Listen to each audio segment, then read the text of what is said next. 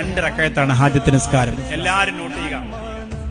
ഹാജത്ത് നിസ്കാരം എന്ന സുന്നത്ത് 2 റക്അത്ത് അല്ലാഹു തആലാക്ക് വേണ്ടി ഞാൻ നിസ്കരിക്കുന്നു എന്ന് നിയ്യത്ത് ചെയ്യാം. എപ്പോഴാണ് ഹാജത്ത് നിസ്കരിക്കേണ്ടതെന്ന് അറിയോ? നമ്മളൊരു പ്രധാനപ്പെട്ട ആവശ്യം, നമുക്കിപ്പോ ഒരു വിസയുമായി ബന്ധപ്പെട്ട ഒരു കാര്യം നടക്കാനുണ്ട്, നമ്മൾ അതിന് പോവാണ്. ഒരു ജോലി സംബന്ധമായ ഒരു വിഷയമുണ്ട്, നമ്മൾ അതിനു വേണ്ടി പോവാണ്.